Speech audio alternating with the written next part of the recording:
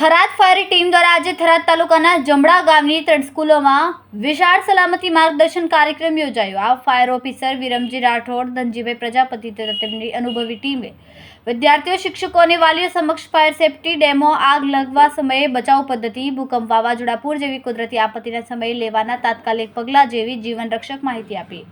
જમણા ગામની મુખ્ય પ્રાથમિક શાળાથી ભગવતવાસ પ્રાથમિક શાળા અને જમણા માધ્યમિક શાળા એમ ત્રણેય શાળાના મળીને કુલ 450 વિદ્યાર્થીઓ, શિક્ષકશ્રીઓ અને વાલીઓ ઉપસ્થિત રહ્યા।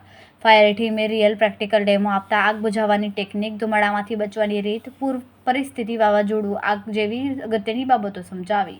કાર્યક્રમ દરમિયાન વિદ્યાર્થીઓને અનેક સવાલો કર્યા, જેને ફાયર ઓફિસર સહિત સમગ્ર ટીમે એક મુદ્દાવારની સમજાવીને પરિપૂર્ણ જવાબ આપ્યા।